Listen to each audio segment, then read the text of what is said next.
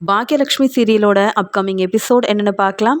இங்கே கோபிக்கு பாக்கியாவுக்கு எப்படியாவது உதவி செய்யணும், பாக்கியா சந்தோஷமாக இருக்கணுன்றதுக்காக இங்கே செழியன் கிட்ட பேசி புரிய வைக்கிறாரு.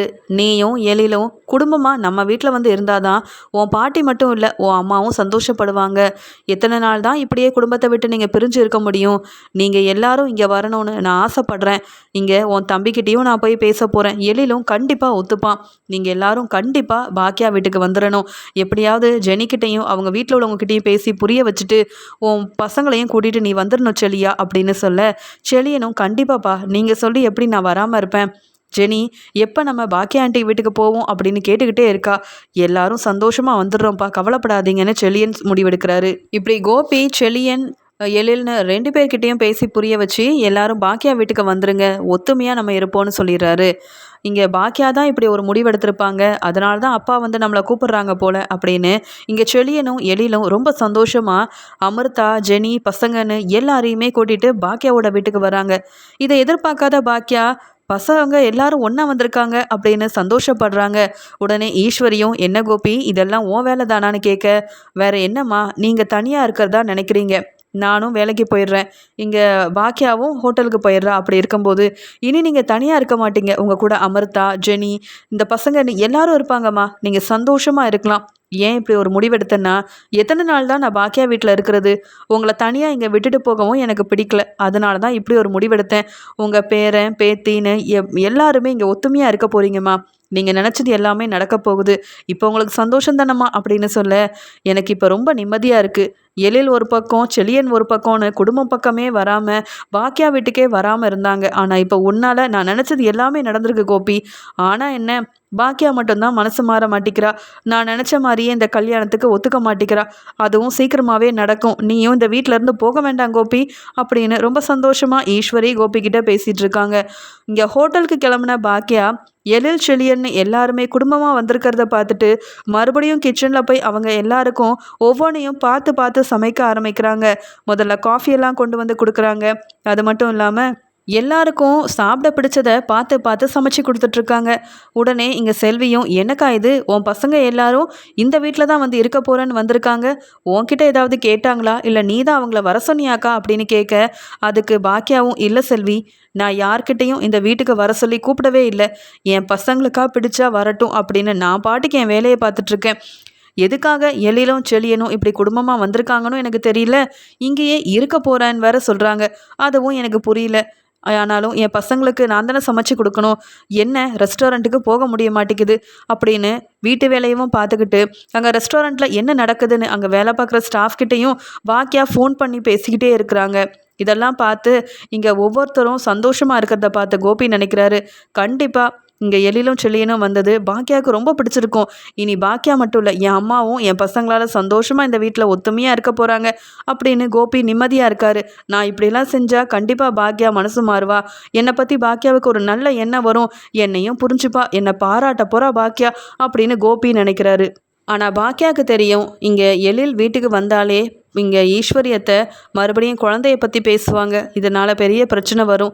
ஜெனிக்கும் ஈஸ்வரியத்தைக்கும் கொஞ்சம் கூட ஆகாது. ஏதாவது சொல்லி ஜெனியை திட்டிக்கிட்டே இருப்பாங்க, வேலை செய்ய தெரியல அப்படின்னு சொல்லுவாங்க. ஆனால் என் பசங்க குடும்பமாக அவங்க இஷ்டத்துக்கு ஒரு இடத்துல இருந்தாலும் நிம்மதியாக இருந்தால் போதும் நான் நினைக்கிறேன். ஆனால் எதுக்காக இப்படி வந்திருக்காங்கன்னு தெரியல, எழில்கிட்டையும் செழியன்கிட்டையும் இதை பற்றி பேசணும் அப்படின்னு நினச்ச பாக்கியா, என்ன எழில் என்கிட்ட கூட கேட்காம நீங்கள் 2 பேரும் ஒத்துமையாக வந்திருக்கிறீங்க, ஏதாவது முக்கியமான விஷயமா, அதை பேசிட்டு போகலாமேன்னு வந்தீங்களான்னு கேட்க, அது கூட செழியும் என்னம்மா பேசிட்டு போகலான்னு வரலம்மா, உங்கள் கூட இதே வீட்டில் இருக்கலான்னு தான் நான் இங்கே ஜெனியை கூட்டிகிட்டு வந்திருக்கேன், அதே மாதிரி எழிலும் அமிர்தாவை கூட்டிகிட்டு வந்திருக்காங்க, இனி நம்ம எல்லாரும் ஒத்துமையாக இதே வீட்டில் தாம்மா இருக்க போகிறோன்னு சொல்ல, இதை கேட்டு பாக்கியா பேரதிர்ச்சி அடைகிறாங்க. என்ன சொல்கிறீங்க, நீங்கள் இந்த வீட்டுக்கு வந்து ஒத்துமையாக இருக்க போகிறீங்களா, ஏற்கனவே நீங்கள் இங்கே இருக்க போய் அத்தை பேசின பேச்சால் எல்லாரும் எவ்வளோ கோவப்பட்டீங்க, நிறைய பிரச்சனை வந்ததே, அதனால தானே உங்கள் இஷ்டத்துக்கு எங்கே வேணாலும் தனியாக போய் இருங்க அப்படின்னு அனுப்பி வச்சேன், மறுபடியும் இங்கே வந்திருக்கிறீங்களே, யார் உங்களை வர சொன்னது அப்படின்னு கேட்குறாங்க பாக்கியா. அது கூடனே செழியனும் சிரிச்சுக்கிட்டு, இது எல்லாமே பாட்டியும் அப்பாவும் போட்ட திட்டம்தான், நாங்கள் எல்லாரும் இங்கே வந்தா உன் அம்மா சந்தோஷமாக இருப்பாங்கன்னு சொன்னாங்க. உங்களுக்காக தாம்மா நாங்கள் எல்லாரும் இங்கேயே இனி இருக்கலாம்னு சொல்லி உங்கள் வீட்டுக்கே வந்துட்டோம் அப்படின்னு சொல்ல, இதை கேட்ட பாக்கியாவுக்கு ஈஸ்வரி மேலேயும் கோபி மேலேயும் அவ்வளோ கோபம் வருது. எனக்கு ஹோட்டலில் அவ்வளோ வேலை இருக்குது. இப்படி குடும்பத்தில் உள்ளவங்க இங்கே வந்து இருந்தால், நான் சமைச்சு கொடுத்துக்கிட்டே இருந்தால் ரெஸ்டாரண்ட்டை யார் பார்க்குறது? எங்கே நான் வேலைக்கு போகிறது? அது மட்டும் இல்லாமல் என் அத்தையை பற்றி எனக்கு நல்லாவே தெரியும். என் பசங்களோட மனசை புரிஞ்சுக்காம பசங்களை அவமானப்படுத்துறது, இங்கே அமிர்தாவை அழ வைக்கிறதுன்னு தேவையில்லாத பிரச்சனையை செய்வாங்க. இதெல்லாம் வேண்டான்னு தானே இங்கே எழில் தனக்கு கிடைச்ச வீட்டிலையே சந்தோஷமாக இருக்கணும்னு நான் முடிவெடுத்தேன். அதே மாதிரி செழியனும் தன்னுடைய மாமனார் வீட்டிலையே நிம்மதியாக இருக்கட்டும்னு நினச்சா, என் அத்தையும் கோபியும் இப்போ இவங்கள இங்கே மறுபடியும் வர வச்சு எனக்கு பிரச்சனையை செய்யணும்னு நினைக்கிறாங்களா? விடவே மாட்டேன். நான் புரிய வச்சு என் பசங்களுக்கு நல்லா சமைச்சு கொடுத்து மறுபடியும் அவங்க வீட்டுக்கே அனுப்பி வைப்பேன். என் அத்தைக்கும் கோபிக்கும் சரியான பாடத்தை நான் புகட்டியே ஆகணும் அப்படின்ற மாதிரி கோவத்தில் இருக்கிறாங்க. இதை பார்த்த செல்வியும், ஏன்க்கா உன் மாமியார் இப்படி இருக்காங்க? உனக்கு பிரச்சனை தரதே தான்க்கா இவங்களுக்கு வேலையாக போச்சு. பேசாமல் இந்த கோபி சாரையும் உன் மாமியாரையும் வீட்டை விட்டே வெளியில் அனுப்புக்கா. அப்போ தான் இவங்களுக்கு தெரியும் உன்னோட அருமை பெருமை என்னன்னு. உன்னை கேட்காம இவங்க எதுக்குக்கா இப்படி ஒரு முடிவெடுத்தாங்க? இப்போ தான் நீ கொஞ்சம் கொஞ்சமாக முன்னேறி நல்லபடியாக 2 ரெஸ்டாரண்ட்டோட ஓனர் ஆயிருக்க. இதில் உன் பசங்க எல்லாரும் இங்கே வந்து இருக்க, உன் மாமியார் செய்கிற பிரச்சனையால் உன்னால் பிஸ்னஸை கவனிக்க முடியாமல் ஆயிரும்க்கா. ஆனால் இதுக்கு நீ சரியான முடிவெடுக்கணும். ஒன்று உன் மாமியார் உனக்கு கோபி சாரை கல்யாணம் பண்ணி வைக்கணும்னு நினைக்கிறாங்க, இல்லைனா உன் பசங்களெல்லாம் இங்கே கூட்டிகிட்டு வந்து தேவையில்லாமல் பேசி பிரச்சனையை செய்யணும்னு நினைக்கிறாங்க. ஏன் தான் இப்படி கோபி சாரும் இங்கே ஈஸ்வரி அம்மாவோட பேச்சை கேட்டுக்கிட்டு இப்படிலாம் செய்கிறாரோ தெரியல. என்னதான் இருந்தாலும் இது உன் வீடுக்கா. உன்னை கேட்காம இப்படி இவங்கெல்லாம் உன் பசங்களை வர வச்சதும் தப்பு, அவங்க இஷ்டத்துக்கு ஒரு முடிவெடுக்கிறதும் தப்பு தான்க்கா. இப்படிலாம் நடக்கிறதுக்கு காரணம் நீ தான். நீ ஒரு தெளிவான முதல்ல ஒரு முடிவெடுக்கா அப்படின்னு செல்வி சொல்கிறாங்க. அப்போ தான் பாக்கியா நினைக்கிறாங்க, இன்னைக்கு கோபிக்கு சரியான ஒரு பாடம் புகட்டினாதான் அவர் திருந்துவார் போல. எனக்கு என்ன பிடிக்கணும் கோபிக்கு எப்படி தெரியும்? எனக்கு பிடிக்கும்னு சொல்லி என் பசங்களை வர வச்சு இப்படி பிரச்சனை செய்ய ஆரம்பிச்சிட்டாரே கோபி அப்படின்னு யோசிக்கிறாங்க. ஒரு பக்கம் இங்கே ஈஸ்வரியும் வந்து அமிர்தா கிட்ட, ஆமாம் அமிர்தா எப்படி இருக்க அப்படின்னு கேட்டு பேச ஆரம்பிக்கிறாங்க. நான் நல்லா இருக்கேன் பாட்டின்னு சொல்ல, அதெல்லாம் சரிதான், நினச்ச மாதிரியே இப்போ இங்கே எழிலும் நல்ல ஒரு வேலைக்கு போயிட்டான், கை நிறைய சம்பாதிக்கிறான், அப்புறம் குழந்தைய பற்றி யோசிக்க வேண்டியதானேன்னு கேட்ட உடனே அமிர்தா திருன்னு முடிக்கிறாங்க. எழிலுக்கும் புரியுது, இதுக்காக தான் அம்மா நம்மளை வர வேண்டான்னு சொன்னாங்க போல. அப்பாவோட பேச்சை கேட்டு வந்து பெரிய தப்பு பண்ணிட்டோமே, பாட்டி மறுபடியும் பிரச்சனையை ஆரம்பிச்சிட்டாங்களே அப்படின்னு அமிர்தாவும் எழிலும் ஒருத்தர் பார்த்துக்கிறாங்க. இன்னொரு பக்கம் ஜெனி அங்கே தனியாக உட்காந்துட்ருக்க. அங்கே போன ஈஸ்வரியும், என்ன ஜெனி, நீ இந்த வீட்டோட மருமக தானே? உன் மாமியார் பாக்கியா வீட்டு வேலையெல்லாம் செய்கிறாங்க, இன்னும் பொறுப்பாக எந்த வேலையும் செய்யாமல் நீ பாட்டுக்கு ஓரமாக உட்காந்துட்டு இருந்தா என்ன அர்த்தம்? அதான் பாக்கியாவோட வீட்டுக்கு வந்துட்டல, இனி பொறுப்பாக எல்லா வேலையும் செய்ய ஆரம்பிக்கணும். இதே அமிர்தாவா இருந்தா வந்த உடனே வேலையை ஆரம்பிச்சிருப்பா. அங்கே பாரு, பாக்கியா கிட்ட நின்று ஒவ்வொரு வேலையவும் அமிர்தா செய்கிறா, ஆனால் நீ என்னைக்கு தான் வேலையெல்லாம் செய்ய கற்றுக்க போறியோ அப்படின்னு சொல்லி ஜெனியவும் திட்ட ஆரம்பிக்கிறாங்க. இதெல்லாம் பார்க்க ஜெனிக்கு கொஞ்சம் கூட பிடிக்கல. பாட்டி திருந்தவும் இல்லை, மாறவும் இல்லை. இப்படி இருக்கும்போது இந்த வீட்டில் இருந்தால் பிரச்சனை தானே வரும். எதுக்கு கோபி அங்கிள் தேவையில்லாமல் செழியன்கிட்ட பேசி எங்களை இங்கே வர வைக்கணும்? தனியாக இருந்தப்ப கூட நிம்மதியாக இருந்தேன், ஆனால் இங்கே வந்து பாட்டி என்னெல்லாம் பேசுகிறாங்க. என்னவோ நான் வேலையே செய்யாத மாதிரி. இன்றைக்கி தானே நான் வீட்டுக்கு வந்திருக்கேன், அதுக்குள்ளே பாட்டி திட்ட ஆரம்பிச்சிட்டாங்களே அப்படின்னு ஜெனிக்கும் இங்கே வந்து ரொம்ப மனசு வேதனையாகவே இருக்குது. இது எல்லாத்தையுமே பாக்கியா கவனிக்கிறாங்க. ஆரம்பிச்சிட்டாங்க. என் அத்தை என் மருமகள்க 2 பேரும் வீட்டுக்கு வந்த உடனே அவங்க வேலையை ஆரம்பிச்சிட்டாங்க. என்னை பற்றி இத்தனை நாள் பேசிகிட்டு இருந்தாங்க, இப்போ என் பசங்களை இங்கே வர வச்சு தேவையில்லாமல் அவங்கக்கிட்டேயும் பேச ஆரம்பிச்சிட்டாங்க. இப்படி பேசி பிரச்சனை செஞ்சு தான் எழில் வீட்டை விட்டு போனான். இப்போ மறுபடியும் பிரச்சனையை ஆரம்பிக்கலான்னு பார்க்குறாங்க. இதுக்கெல்லாம் ஒரு முற்றுப்புள்ளி வச்சு தான் ஆகணும் அப்படின்ற மாதிரி ரொம்ப கோவமாக இங்கே பாக்கியா இருக்கிறாங்க. அந்த சமயம் அங்கே வந்த கோபியும், என்ன பாக்கியா நீ ரொம்ப சந்தோஷமாக இருக்கிறேன்னு நினைக்கிறேன் அப்படின்னு கேட்க, ஏது நானா சந்தோஷமாக இருக்கேன்?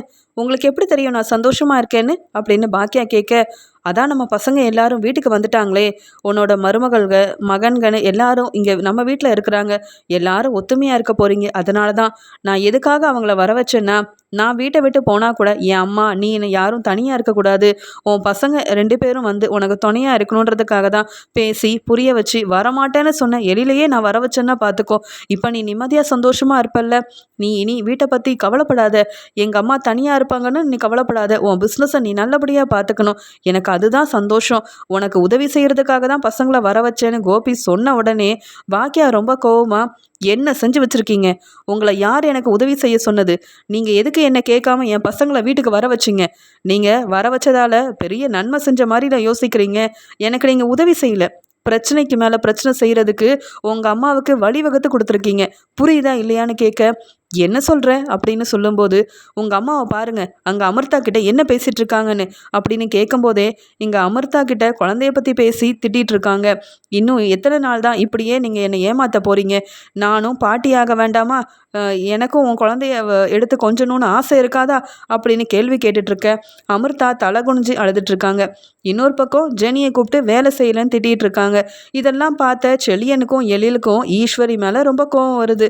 இதெல்லாம் சொல்லிட்டு இங்கே பாக்கியா சொல்கிறாங்க, இப்படி என் பசங்களும் என் மருமகளும் உங்கள் அம்மா முன்னாடி அவமானப்பட்டு நிற்கணுன்றதுக்காக சந்தோஷமாக இருந்த அவங்கள இங்கே வர சொல்லி இப்படியெல்லாம் செஞ்சிட்ருக்கீங்களா? இதில் நான் எங்கே சந்தோஷமாக இருக்கிறது? அவங்க வந்ததுலேருந்து வீட்டு வேலையை தான் செஞ்சிட்ருக்கேன். என்னால் வெளியில் ரெஸ்டாரண்ட்டுக்கு கூட போக முடியல. இதுக்கிடையில் உங்கள் அம்மா தேவையில்லாமல் பேசி ஒவ்வொருத்தரையும் கூப்பிட்டு வச்சு அவமானப்படுத்துகிறாங்க. இப்படி பிரச்சனை வரக்கூடாதுன்றதுக்காக தான் என் பசங்க இந்த வீட்டுக்கும் வர வேண்டாம், அவங்க நிம்மதியாக வேற எங்கேயாவது இருக்கட்டும்னு சொல்லி நான் அமைதியாக இருந்தேன். என் பசங்க மேலே எனக்கு இல்லாத அக்கறை உங்களுக்கு வந்துருச்சா என்ன? உங்கள் அம்மாவை நீங்கள் தான் நம்பிட்டு இருக்கீங்க. ஆனால் உங்கள் அம்மாவை பற்றி எனக்கு நல்லா தெரியும். நீங்கள் இந்த வீட்டுக்கு வந்ததுக்கப்புறமா எனக்கு கொஞ்சம் கூட மதிப்பும் மரியாதையும் தராமல் உங்கள் மேலே உள்ள பாசத்தில் உங்களை மட்டும்தான் நல்லபடியாக கவனிக்கிறாங்க. ஏன் இத்தனை நாள் உங்கள் அம்மாவை நல்லபடியாக கவனிச்சுக்கிட்டேன். தனியாக இருந்த உங்கள் அம்மாவுக்கு துணையாக இருந்தேன். அதை பற்றிலாம் கொஞ்சமாவது யோசிச்சாங்களா? இப்படி திருந்தாத உங்கள் அம்மா சந்தோஷமாக இருக்கணும்னு என் பசங்களோட நிம்மதியை ஏன் ஒன்றும் இல்லாமல் செஞ்சீங்க? அவங்க வீட்டில் இருந்திருந்தா கூட சந்தோஷமாக இருந்திருப்பாங்க. இங்கே கூட்டிகிட்டு வந்து ஒவ்வொருத்தரையும் ஏன் இப்படி அவமானப்படுத்துறீங்க அப்படின்னு சொல்லி இங்கே பாக்கியா நடக்கிற எல்லாத்தையுமே கோபிக்கிட்ட தெளிவாக சொல்ல, அப்போ தான் கோபிக்கு தெரியுது, இதனால தான் பாக்கியா முடிவெடுத்து 2 பசங்களும் தனியாக இருக்கட்டும்னு சொல்லியிருக்கா. அதை புரிஞ்சுக்காம நம்ம வீட்டுக்கு கூட்டிகிட்டு வந்தேன். இப்போ இங்கே எங்கள் அம்மா வேற ஒவ்வொருத்தரையும் திட்டிகிட்டு இருக்காங்க. வீட்டில் மறுபடியும் பிரச்சனை ஆரம்பிச்சிடும் போலயே. இதுக்கு பேசாமல் எழிலும் செழியனும் அவங்க நினச்ச இடத்துல சந்தோஷமாக இருந்திருக்கலாமே. பெரிய தப்பு பண்ணிட்டேன். பாக்கியாவுக்கு நல்லது செய்கிறேன்னு நினச்சி இப்படி ஒரு வேலையை செஞ்சிட்டேனே. பாக்கியா வேற அவமானப்படுத்தி திட்டுறா. நான் செஞ்சது பெரிய தப்பு தான் அப்படின்ற மாதிரி கோபி என்ன செய்யனே தெரியாமல் பாக்கியா திட்டிக்கிட்டே இருக்கும்போது தலை குனிஞ்சு அமைதியாக நிற்கிறாரு. அடுத்த நாள் ஜெனி செழியன்கிட்ட சொல்கிறாங்க, போதும் செழியா, இங்கே வந்த வரைக்கும் போதும். ஒரு நாள் நம்ம இங்கே இருந்தோம், ஆனால் பாட்டி திருந்தவே இல்லை. ஏதாவது சொல்லி எப்போ பார்த்தாலும் திட்டிக்கிட்டே இருக்காங்க. நாம் தனியாக இருக்கும்போது இருந்த நிம்மதியும் சந்தோஷமும் இந்த வீட்டுக்கு வந்ததுக்கப்புறமா இல்லை. பேசாமல் நாம் இங்கேருந்து கிளம்பிடலான்னு சொல்ல அதுக்கு செழியனும், அப்பா மேலே உள்ள பாசத்துலையும் பாட்டி கூப்பிட்டாங்களே அப்படின்ற மரியாதையிலையும் இங்கே வந்தேன். ஆனால் பாட்டியால் இவ்வளோ பிரச்சனை உனக்கு வரும்னு தெரியாமல் போச்சு ஜெனி. இதுக்காக தான் அம்மா நம்ம எல்லாரையும் தனியாக இருக்க சொல்லியிருக்காங்க ஜெனி. நாம தான் கொஞ்சம் அம்மா பேச்சை கேட்காம அப்பா பேச்சை கேட்டுக்கிட்டு இங்கே வந்துட்டோம். சரி ஜெனி, நம்ம கிளம்பிடலாம் அப்படின்னு இங்கே செழியன் முடிவெடுக்கிறாரு. இன்னொரு பக்கம் இங்கே ரொம்ப அவமானப்பட்டு நிற்கிற அமிர்தாவுக்காக எழிலும் உடனே இங்கே அம்மா வீட்டில் இருந்தால் பெரிய பிரச்சனையாயிரும், நாம் எப்பயும் போல் நம்ம வீட்டுக்கே தனியாக போகிறது தான் நல்லது அப்படின்னு இங்கே அமிர்தாவை கூட்டிகிட்டு எழிலும் அவங்க வீட்டுக்கு போக கிளம்பிடுறாரு. இதை பார்த்த பாக்கியா சொல்கிறாங்க, இனியாவது புரிஞ்சுக்கோங்க, நீங்கள் சந்தோஷமாக இருக்கணும்னு தான் உங்களை தனியாக தங்க வச்சுருக்கேன், தனியாக இருங்கன்னு சொன்னேன். இப்போ பாத்தியா, உன் பாட்டி உங்கள் அப்பாவுக்கு மட்டும்தான் நல்லது செய்வாங்க, உங்கள் அப்பா வாழ்க்கையை பற்றி மட்டும்தான் யோசிப்பாங்க. ஆனால் நீங்கள் கூட இருந்தால் உங்கள் அருமை உங்கள் பாட்டிக்கு தெரியாது. அதனால தான் நான் இப்படி ஒரு முடிவெடுத்தேன். இன்னொரு தடவை உங்கள் அப்பா பேச்சை கேட்டுக்கிட்டு இந்த வீட்டுக்கு வந்து தங்கணும்னு நினைக்காதீங்க. அப்பப்போ வாங்க, எங்களை பாருங்கள், நல்லபடியாக எங்களை பார்த்துக்கோங்க. ஆனால் ஏதாவது ஒரு தேவைன்னா உங்களுக்கு தானே அம்மா ஃபோன் பண்ணுவேன் அப்படின்னு சொல்ல ஜெனி சொல்கிறாங்க, பாட்டி நாங்கள் இன்னொரு தடவை இந்த பக்கம் வரமாட்டோம் பாட்டி. நாங்கள் தனியாக இருக்கிறது தான் நல்லதுன்னு நல்லா புரிஞ்சுக்கிட்டோம். இங்கே கோபி அங்கிளோட பேச்சை கேட்டுக்கிட்டு இங்கே வரப்போய் தான் நீங்கள் தேவையில்லாமல் பேசி எங்கள் மனசெல்லாம் வேதனைப்படுத்திட்டீங்க. கோபி அங்கிள் பேச்சை கேட்டுக்கிட்டு நாங்கள் இங்கே வந்திருக்கவே கூடாது. அதனால் நாங்கள் எங்கள் வீட்டுக்கே கிளம்புறோன்னு சொல்கிறாங்க ஜெனி. இன்னொரு பக்கம் எழிலும், ஆமாம் பாட்டி, எங்களுக்கு எப்போ தோணுதோ அப்போ தான் நாங்கள் வந்து குழந்தைய பற்றி யோசிக்க முடியும். ஆனால் நீங்கள் வந்த உடனே இப்படி அமிர்தாவை கேள்வி கேட்டு என்னென்ன பேச்சு பேசிட்டீங்க. போதும் பாட்டி, இதுக்கு மேலே இங்கே இருந்தால் மறுபடியும் நீங்கள் எங்களை பேசி நீங்களே எங்களை வெளியில் அனுப்புறதை விட நாங்களே சந்தோஷமாக தனியாக இருக்கிறது தான் நல்லது. அப்பா, இன்னொரு தடவை அம்மாவுக்கோ இல்லை பாட்டிக்கோ ரொம்ப வந்து சப்போர்ட் பண்ணுற மாதிரி வந்து எங்களை இந்த வீட்டுக்கு கூப்பிடலான்னு நினைக்காதீங்க. நீங்கள் செய்கிறதெல்லாம் தப்புக்கு மேலே தப்பு செய்கிறீங்க. முதல்ல இந்த வீட்டை விட்டு கிளம்பி போங்கப்பா, அப்போ தான் அம்மா நிம்மதியாக இருப்பாங்க அப்படின்னு சொல்கிறாங்க. உடனே ஜெனியும், நானும் அதே தான் அங்கிள் சொல்கிறேன்.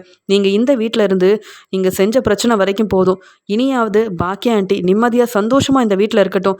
இது அவங்களோட வீடு, அவங்களுக்கு பிடிச்சதை அவங்க செய்யக்கூடாதா?